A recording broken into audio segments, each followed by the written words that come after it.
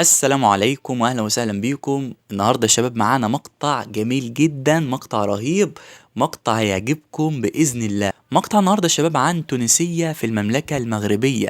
تونسية صدمتها المملكة المغربية.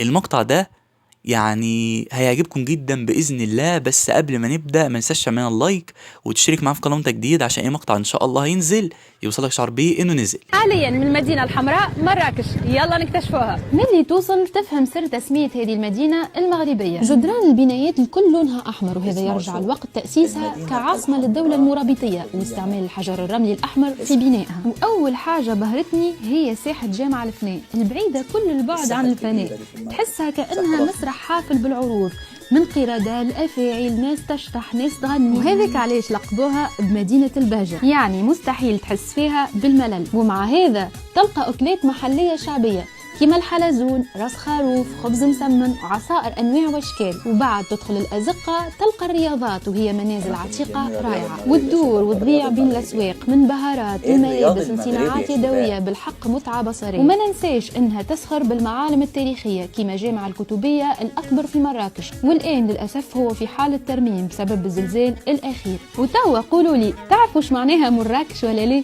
الذهب السائل هكا سميت المغرب منتوجها الرمزي زيت الارغان، وهذا لانه الزيت الاغلى في العالم. شجره الارغان موجوده بشكل اساسي في المغرب، خاصه في منطقه سوس في الجنوب الغربي، وتعد الغابه الوحيده في العالم اللي تضم اكثر من 20 مليون شجره. الشجره المعمره هذه تنمو في المناطق القاحله، وتعتبر واحده من انواع القلائل اللي استطاعت البقاء لملايين السنين والتكيف مع الظروف الصعبه كيما الجفاف والبرد. وفي اسواق مراكش مشينا لوحده من المحلات واكتشفنا الطريقه التقليديه لعصر هذا الزيت الغني بالفيتامين او والاوميغا 6 والنوف، وكيفاش تعدد استعمالاته في الطبخ والتجميل وحتى في الطب. مطعم وجاني كالبوفريوه، ما تنساش بجذبكم وتقول لي رايك.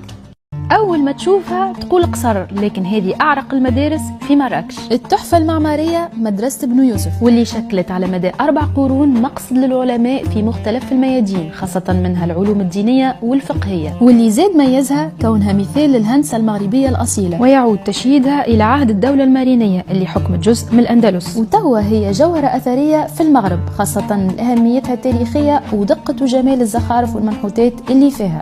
قصة حب تجسدت في قصر الباهية، أحد أروع المعالم في مراكش، بناه الوزير أحمد بن موسى في القرن ال19 اعترافا بحبه لزوجته باهية وتمجيدا لذكراها. لكن المؤسف أنه توفى قبل استكمال البناء اللي دام 6 سنين. سعر الدخول 70 درهم، ويضم القصر العديد من الأجنحة والحدائق والأحواض، إضافة إلى النقوش والزخارف اللي تعكس تطور الهندسة المغربية والإسلامية. وتوا ما تنساش باش تعمل سيف ولايك كان عجبتك الفيديو.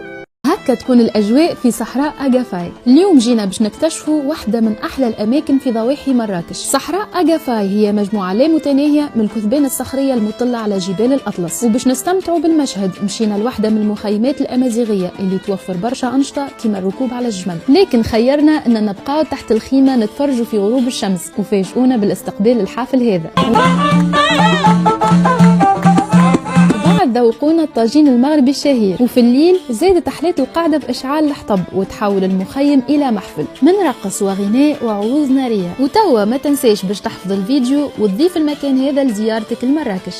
قديش صرفت فلوس في 3 أيام في مراكش؟ نبداو بالفول. انا شريت بيي ب 220 اورو لانها كانت فتره راس عام، لكن تنجموا تلقاو دي بيي اقل من 100 اورو، المهم تقصوا على بكري وفي فتره بعيده على الوطن. الترونسبور ننصحكم بالابليكاسيون روبي، تريزيرفيو بها تراجي كيما لوبير وتخلص اون اسبيس في التاكسي. مثال من وسط المدينه لقصر الباهيه 3 اورو. بالنسبه للانترنت تنجموا تاخذوا في المطار كارت سيم اورانج ولا ماروك تيليكوم 20 جيجا ب 20 اورو. بالنسبه للاوتيل انا اخترت رياض لانه مسدو في مراكش وتكلف لي 225 اورو للشخصين. اما بالنسبه للماكله فما الاسعار الكل من المعقول للغالي، يعني تنجم تفطر ب 3 اورو كيما ب 26 اورو في ريستورون بانوراميك. بالنسبه للسوفينير خديت القفطان المغربي ب 100 اورو تقريبا بعد المناقشه، وفما اسوام اقل واكثر حسب الموديل والقماش. والانشطه ودخول الاماكن السياحيه كيما مدرسه بن يوسف 5 اورو، وزياره صحراء أغافاي كانت ب 22 اورو، يعني التكلفه الفرديه بالنسبه ليا 600 اورو. وتوا كان فادك الفيديو ما تنساش باش تعمل فولو وتتابع تفاصيل الرحله. حدائق ماجوريل أجمل الحدائق في مراكش،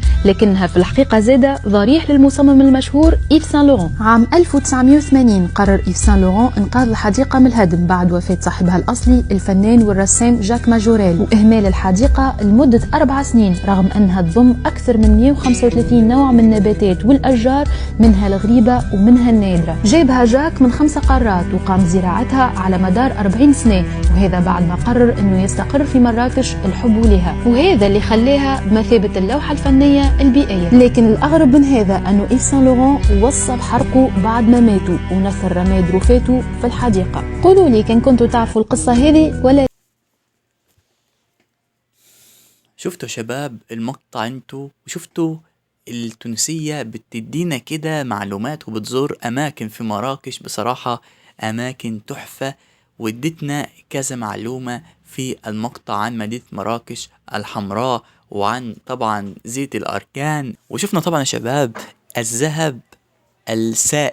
الذهب السائل وهو زيت الأركان اللي طبعا بيكون في المغرب في المملكة المغربية، ولو انت وجدت منه بره المغرب فبيكون يعني مكتوب عليه صنع في المغرب، لأن الشجرة دي مش موجودة غير في المملكة المغربية، بتخرج طبيعيا في المملكة المغربية بكميات كتير، بسم الله ما شاء الله. فيا جماعة الحديقة دي الزرقاء حديقة جميلة جدا في مدينة مراكش، وهي مدينة مراكش أصلا كلها جميلة، غير كمان ساحة جامع الفنا، ده مكان يا شباب رهيب جدا جدا ومليء بالسياح من كل مكان في العالم. وشفتوا طبعا التونسية خدتنا في جولة جميلة جدا. تحية لأشقائنا في المغرب وأشقائنا في تونس. وبس كده، دي كانت المقطع، يا رب يكون المقطع ده عجبكم، بس ما تنساش تعمل لايك وتشترك معايا في قناة جديد عشان ان شاء الله مقطع ينزل هيوصلك شعور بيه انه نزل. وعايزين نوصل يا شباب القناة دي ل1000 اخ واخت. فبس كده، في امان الله.